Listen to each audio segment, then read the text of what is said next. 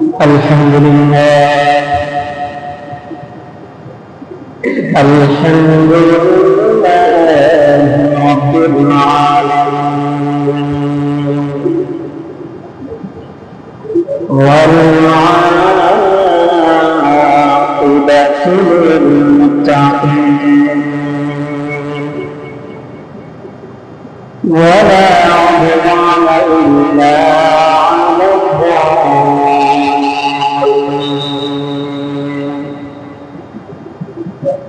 والصلاة والسلام على أشرف الأنبياء والمرسلين نبينا محمد وعلى آله وأصحابه أجمعين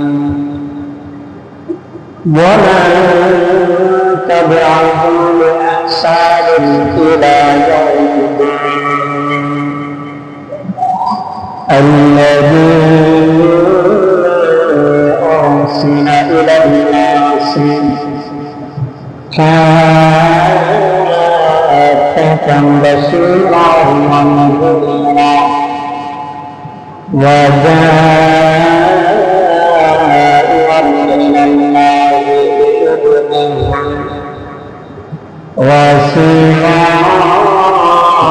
وسراجا وقمرا منيرا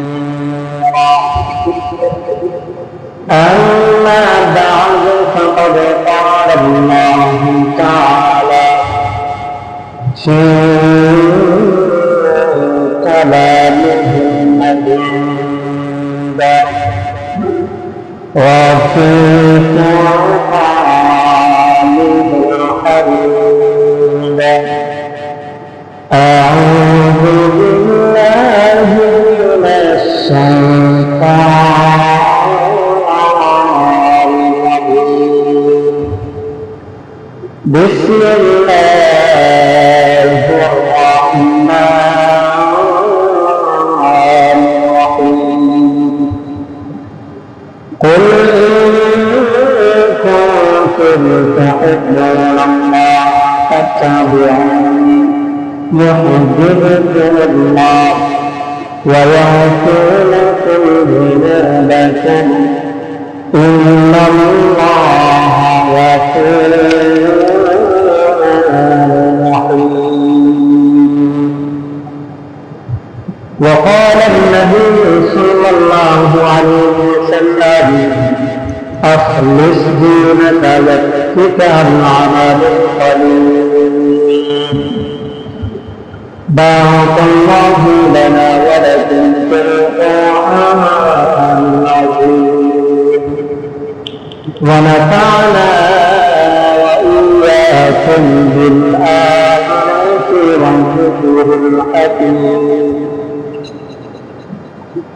إن الله وملائكته يصلون على النبي يا أيها الذين آمنوا صلوا عليه وسلموا تسليما. اللهم صل على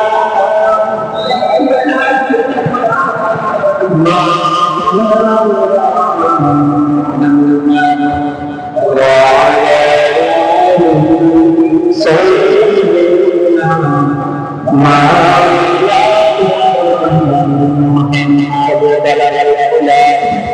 بكماله تشفع بجماله حسنة جميع بصالح صلوا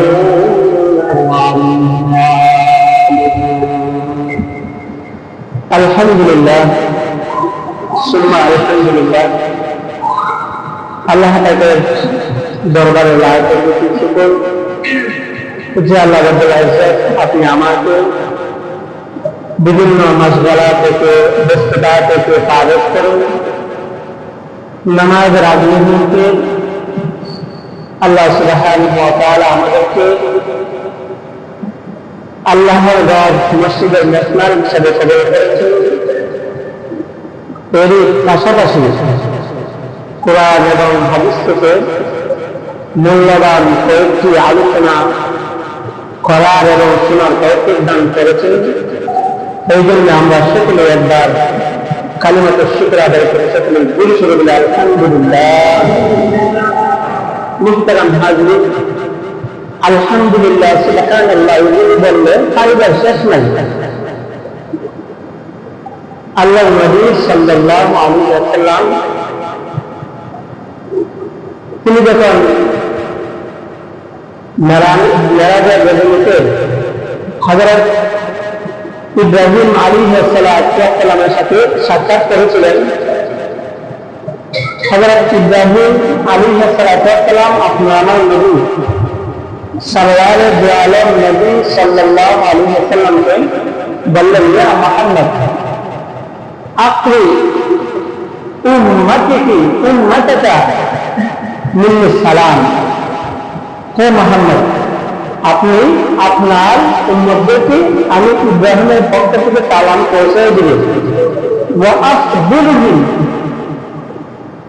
এবং তাদেরকে জানিয়ে দিলেন আন্নাল জান্নাতা তাইয়্যিবাতুর রুতবা, জান্নাতের মাটি হলো সুগন্ধিযুক্ত। সুবহানাল্লাহ।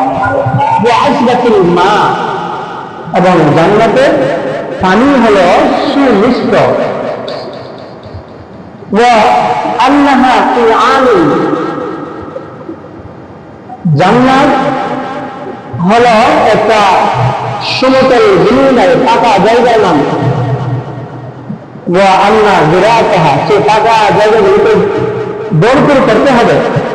হযরত ইব্রাহিম আলাইহিস সালাম বলেন, ওয়া আন্না জিরাতাহা, এবং সেই পাকা জায়গার গাছ হলো, ডাল হলো সুবহানাল্লাহ ওয়ালহামদুলিল্লাহ ওয়া লা ইলাহা ইল্লাল্লাহ ওয়াল্লাহু আকবার। সুবহানাল্লাহ, যে ব্যক্তি বেশি বেশি সুবহানাল্লাহ বলবে, আলহামদুলিল্লাহ বলবে, আল্লাহু আকবার বলবে, লা ইলাহা ইল্লাল্লাহ বেশি বেশি পড়বে, জান্নাতের মধ্যে যে ফাঁকা জায়গাগুলো আছে আল্লাহ সুবহানাহু ওয়া তাআলা সেই ফাঁকা জায়গাগুলোকে গাছ দ্বারা পরিপূর্ণ করে দেবেন। সুবহানাল্লাহ। এই জন্য আমরা যে কোনো জায়গায় যদি কথাবার্তা শুনি বেশি বেশি সুবহানাল্লাহ, বেশি বেশি আলহামদুলিল্লাহ বলবেন। মুহতারাম হাজির, আমি আপনাদের সম্মুখে কোরআনুল কারীমের অসংখ্য আয়াত সমূহ থেকে একটি আয়াতে কারিমা তেলাওয়াত করেছি এবং রাসূলুল্লাহ সাল্লাল্লাহু আলাইহি ওয়াসাল্লামের অসংখ্য হাদিস মুবারক থেকে একটি হাদিস আপনাদের সম্মুখে আমি তেলাওয়াত করেছি। আল্লাহ তাআলা যদি তৌফিক দান করেন তাহলে আমি সেই আয়াত এবং হাদিসকে সামনে রেখে আপনাদের সম্মুখে কয়েকটি আলোচনা পেশ করব। ওমা তৌফিক ইল্লা বিল্লাহ। মুহতারাম হাজিরিন, আয়াতে কারিমার অর্থ বলার আগে এই আয়াতে কারিমার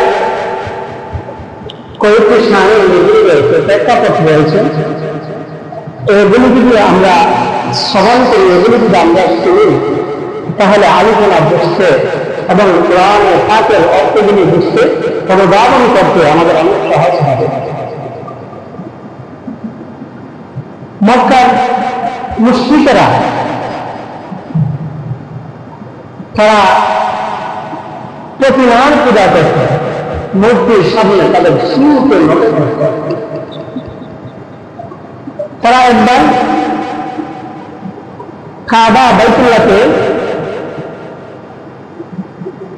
মূর্তি স্থাপন করল, সেই মূর্তিগুলোকে বিভিন্ন ভাবে সজ্জিত করল। সেই কাবা বাইতুল্লাহর ভিতরে, সেই পাঁচের কাবার ভিতরে তারা জন্ম মুরগি ঝুলিয়ে রাখেছিল। গিয়া সেই প্রতিমার ইবাদত করতে, প্রতিমার পূজা করতে। আল্লাহ নবী সাল্লাল্লাহু আলাইহি ওয়াসাল্লামের দুনিয়া দেখলেন তারা এই সমস্ত কাজে লিপ্ত।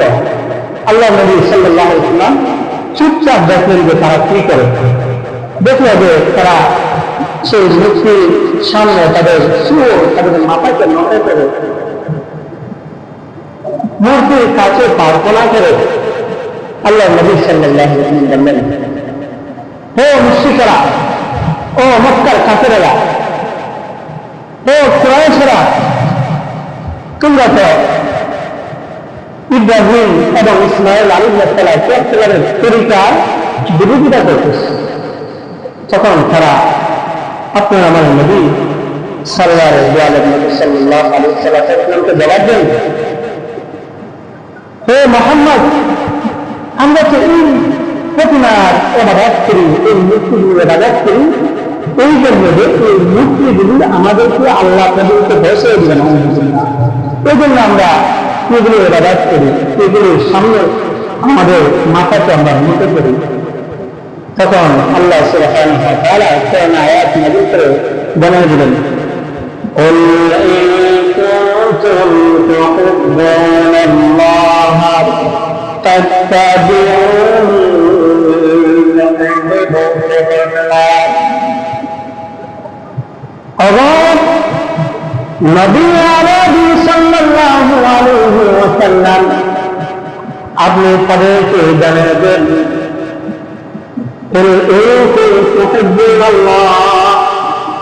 যদি তোমরা আল্লাহ তাআলার ভালোবাসা পেতে চাও, তোমরা যদি আল্লাহ তাআলা পর্যন্ত পৌঁছতে চাও, তাহলে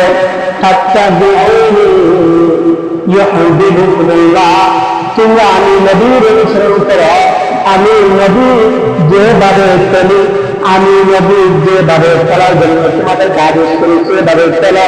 যদি সেভাবে চলতে পারো, আমার চরিত্র চলতে পারো, তাহলে তোমরা আল্লাহ পবিত্র করতে পারবে।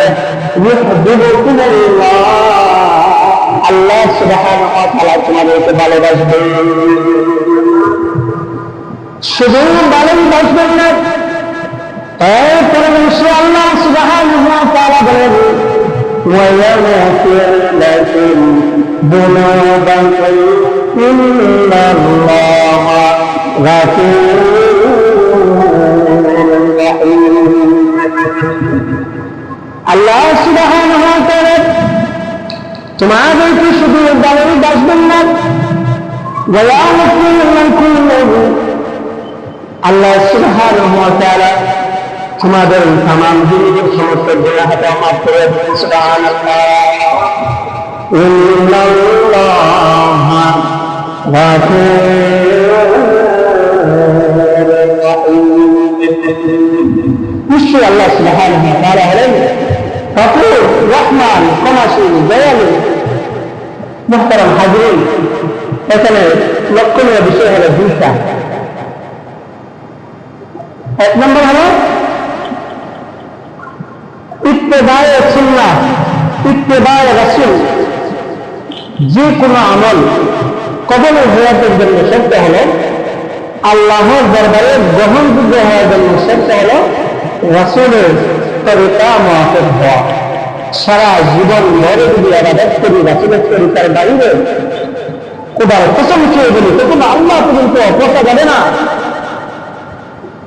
আমরা যদি রাসূলের তরিকার বিরোধিতা করে, উল্টা করে যদি আমরা আল্লাহ পর্যন্ত পৌঁছতে পারি, তাহলে মক্কার মুশরিকরা পারবে না কেন? তারা তো আল্লাহ পর্যন্ত পৌঁছার জন্য তারা প্রতিবার ইবাদত করে। তাহলে এর দ্বারা বোঝা যায় যে আমাদের আমল কবুল হওয়ার জন্য শর্ত হলো, গ্রহণযোগ্য হওয়ার জন্য শর্ত হলো ইত্তেবায়ে সুন্নাহ হওয়া, রাসূলের সুন্নতের অনুকূলে হওয়া। অন্যথায় আমাদের সেই আমল আল্লাহর দরবারে গ্রহণযোগ্য হবে না।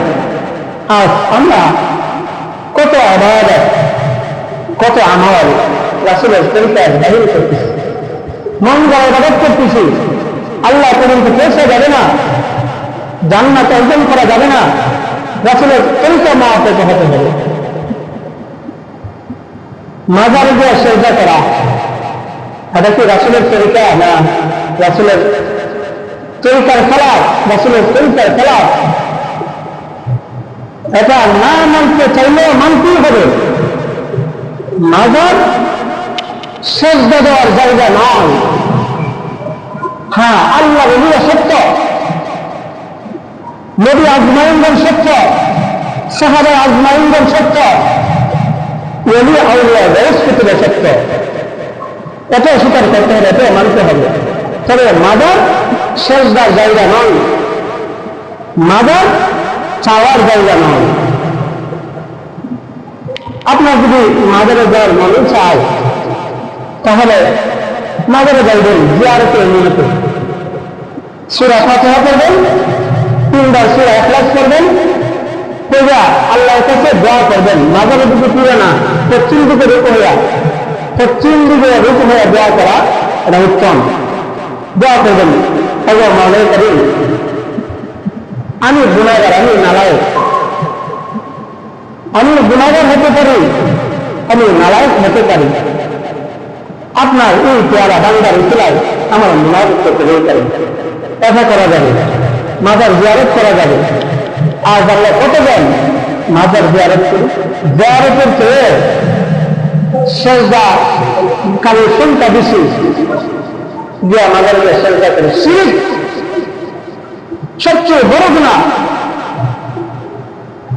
তওবা না করে মরলে চিরকালের জন্য জাহান্নামে যেতে হবে। নাউযুবিল্লাহি মিনাশ যালিক। কি বলেন, মাজারে গিয়ে সেজদা করা যাবে? যাবে না। আমরা যারা মাজারে গিয়ে সেজদা করছি, কৃষিকাজ সরাসরি পাইছি, আমরা আল্লাহ থেকে তওবা করবো। আমাদের যদি আপনজনকে এইভাবে মাজারে গিয়ে চায়, আমরা তাদেরকে বারণ করবো, তাদেরকে নিষেধ করবো, এটা আমাদের ইমানি দায়িত্ব।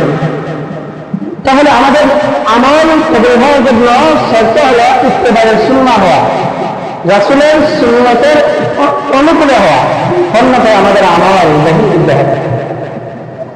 দ্বিতীয় নম্বর আমল হলো ওয়ায়াগফিরু লাকুম, আল্লাহ তাআলার ক্ষমা। বান্দা যতই গুনাহ করে, যতই শিরক করে, যতই মাজারে গিয়ে সেজদা করে, তার ভুলটা যদি বুঝতে পারে, সে আল্লাহ তাকে তওবা করতে পারে, আল্লাহ সুবহানাহু ওয়া তাআলা মুহূর্তে তার তাদের तमाम জিন্দেগীর সমস্ত গুনাহ মাফ করে আল্লাহর তৈরি জান্নাতের মধ্যে পৌঁছে দেবেন। সুবহানাল্লাহ। আল্লাহুম্মা লাকাল হামদ। আল্লাহ মাওলাই কারীম, আপনি হলেন সত্য। আল্লাহুম্মা লাকাল হামদ, আপনি হলেন সত্য। আল্লাহুম্মা লাকাল হামদ, আনতা কাইয়ুস সামাওয়াতি ওয়াল আরদ, আপনি আসমান এবং জমিনের প্রতিষ্ঠাতা। ওয়ামান ফীহিন্না, এবং আসমান এবং জমিনে যা কিছু রয়েছে এগুলির প্রতিষ্ঠাতা কে? আল্লাহ। আল্লাহুম্মা আনতাল হক, ও আল্লাহ আপনি হলেন সত্য। আল্লাহুম্মা লাকাল হামদ ওয়া লাকাশ শুকর, আল্লাহুম্মা আনতাল হক, ও আল্লাহ আপনি সত্য। ওয়া ওয়াদুকাল হক, এবং আপনার ওয়াদা সত্য। ওয়া লিকাউকা হাক্কুন, এবং আপনার লেখা, আপনার সাক্ষাৎ সত্য। ওয়াল জান্নাতু হাক্কুন, জান্নাত সত্য। ওয়ান নারু হাক্কুন, জাহান্নাম সত্য। ওয়ান নাবিয়্যুনা হাক্কুন, সমস্ত নবী আজমাইনদের সত্য। আল্লাহুম্মা লাকা আসলামনা ওয়া আলাইকা তাওয়াক্কালনা, আল্লাহুম্মা লাকা আসলামনা, ও মাওলাই কারীম আমরা আপনার জন্য ইসলাম ধর্ম গ্রহণ করেছি। আল্লাহুম্মা লাকা আসলামনা ওয়া আলাইকা তাওয়াক্কালনা, এবং আপনার উপর আমরা তাওয়াক্কুল করি। ওয়া বিকা আমান্না, আপনার উপরে আমরা ঈমান আনছি।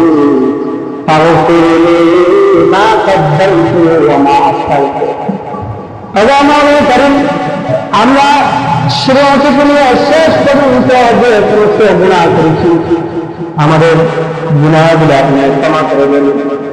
ওয়া মা আসরারতু ওয়া মা আ'লানতু, এবং গোপনে প্রকাশ্যে যে সমস্ত গুনাহ করেছি, আল্লাহ মাওলাই কারীম আমাদের সমস্ত গুনাহগুলো ক্ষমা করে দেন। এভাবে যদি বান্দা আল্লাহর দরবারে দাঁড়াইয়া কিভাবে প্রার্থনা করতে পারে, খোদার কসম করে বলি মুহূর্তে বান্দারা মুহূর্তে দূরে হবে, মুহূর্তে জান্নাতে প্রবেশ করতে দিতে হবে না। মানুষের গুনাহের পাহাড় যতই বড় হোক না কেন, আল্লাহ তাআলার রহমতের পাহাড় তার চেয়ে শতগুণ বড়। আল্লাহ তাআলার ঘোষণা হলো, বান্দা নামাজ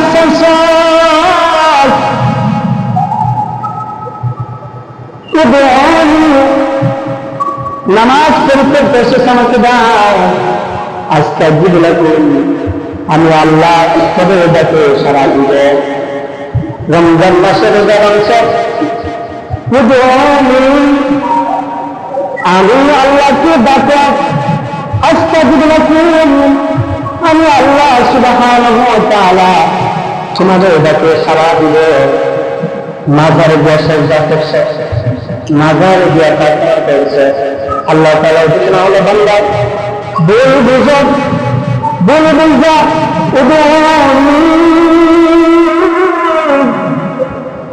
আমি আল্লাহকে ডাকো, আজকে আমি আল্লাহ আমাদের ডাকে সারা দিব। এমন অহরহ ঘটনাকে সারা জীবন ধরে গুনাহের কাজ করেছে, ইখলাসের সাথে চুটি আমল করার কারণে ওই ব্যক্তি জান্নাতের অন্তর্ভুক্ত হয়ে গিয়েছে, জান্নাতের কাজে তারা হয়ে গিয়েছে। আমরা জানি এক নাফরমান বনী ইসরাঈলের এক নাফরমান প্রায় ৯৯টা খুন করেছে।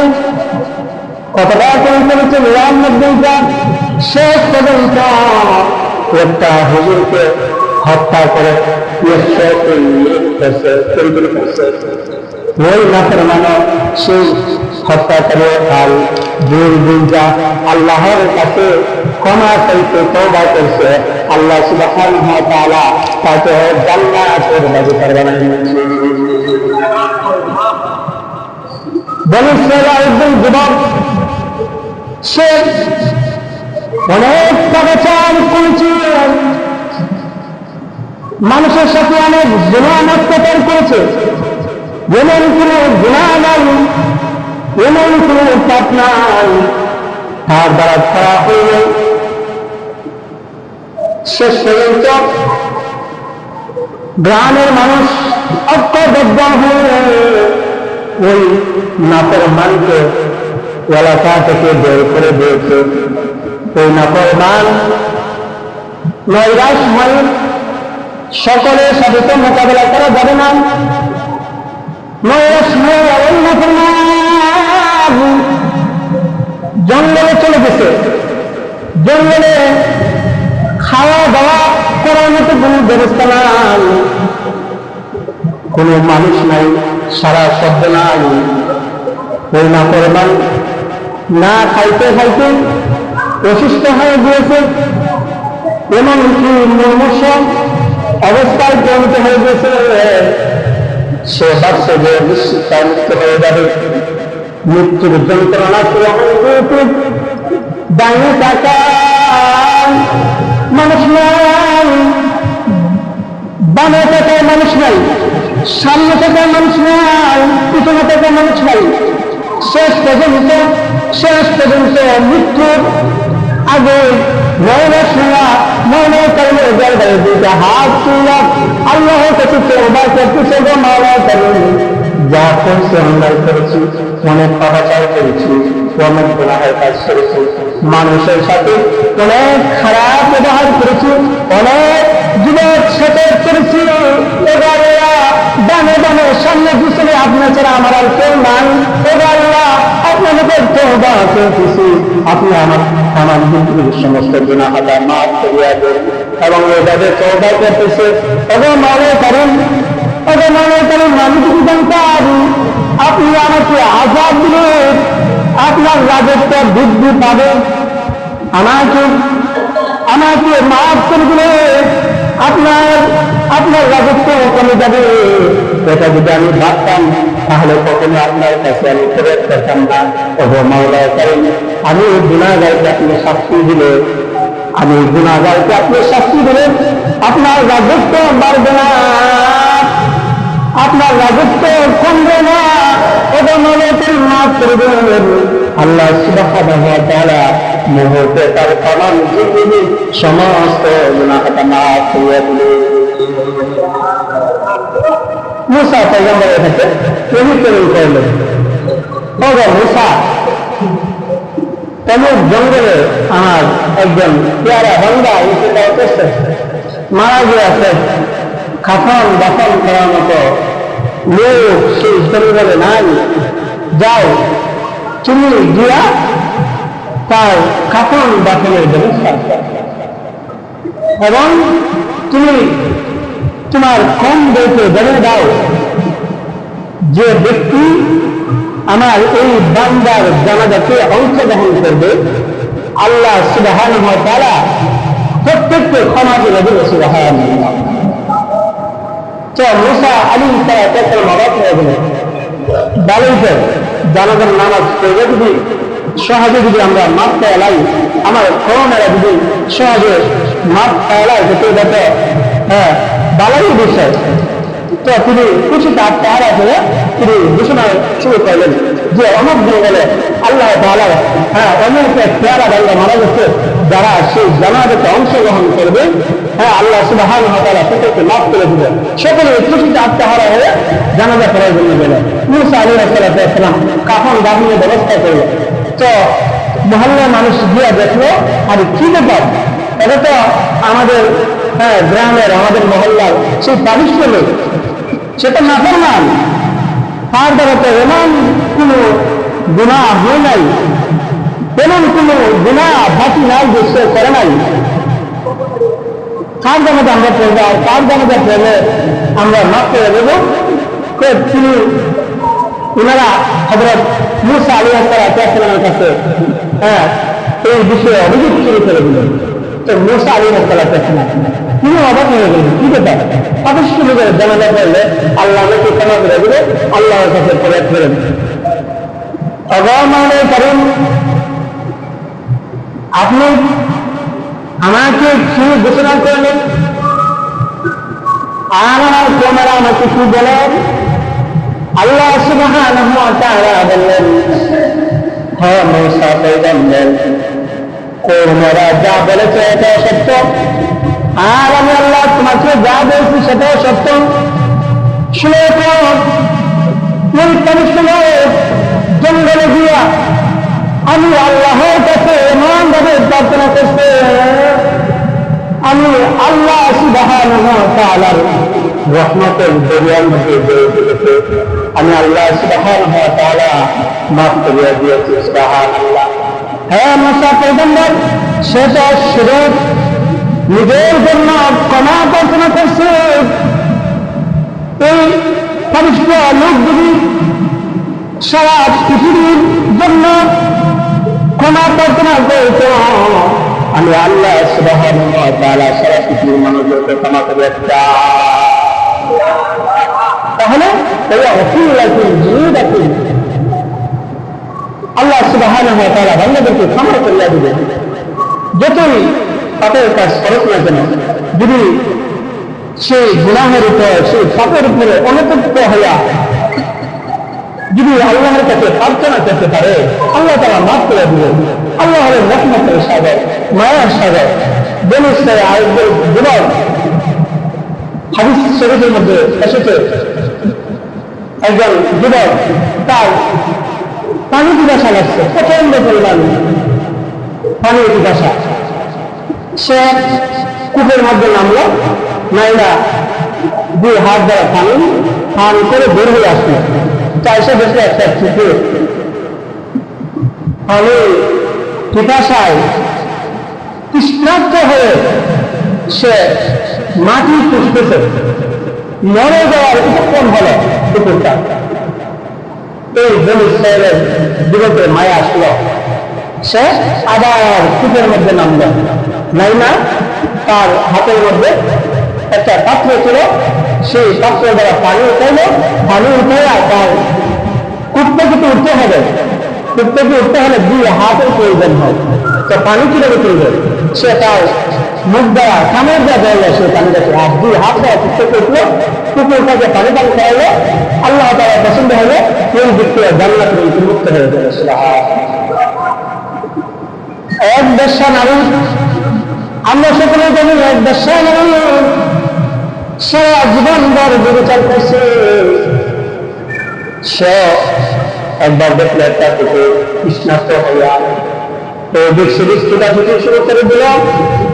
কুকুরটা একবার এদিকে যায় আর একবার এদিকে আসে, কুকুরটির মরে হয়ে গেল। ওই বেশ্যা মহিলার যুগের মধ্যে মায় আসলো। ওই বেশ্যা মহিলাটা তার হাতে বা তার পায়ের মধ্যে মৌজা ছিল, মৌজা দ্বারা পানি খাইল, কুকুরটাকে পানি পান করাইল। আল্লাহর দরবারে পছন্দ হয়ে গেল। আল্লাহ সুবহানাহু ওয়া তাআলা ওই বেশ্যা মহিলাকে মাফ করে আল্লাহ সুবহানাহু ওয়া তাআলা জান্নাতের বাগিচার করে দিয়েছে। মুহতারাম হাজিরিন, এই জন্য আমরা বেশি বেশি আল্লাহ তাআলার কাছে ক্ষমা প্রার্থনা করি, আল্লাহর কাছে বেশি বেশি চাইবে, বেশি বেশি অনুতপ্ত হইবে। তবে আল্লাহ ভুল করছি, অন্যায় করছি, নামাজ ছাড়ছি, মিথ্যা বলছি, বিরোধ করছি, সেটা করছি, মাফ করে দেব। আর ইখলাসের সাথে আমল করবো, ইখলাস নিয়ে আমল করবো, আল্লাহ সুবহানাহু ওয়া তাআলা কবুল করে দিবেন, মাফ করে দিবেন। আখলিল দীনাকা ইয়াকফিকাল আমালুল কলিল, তুমি তোমার ইমানকে খাঁটি করো, ইখলাসকে পরিশুদ্ধ করো, ইখলাসকে ঠিক করো, নিয়তকে ঠিক করো। এটাই নাজাতের জন্য যথেষ্ট হয়ে যাবে, এটি নাজাতের জন্য যথেষ্ট হয়ে যাবে। আল্লাহ ওয়ালা বুজুর্গ প্রায় টানা 70 বছর পর্যন্ত আল্লাহ তাআলার ইবাদত বন্দেগী করত।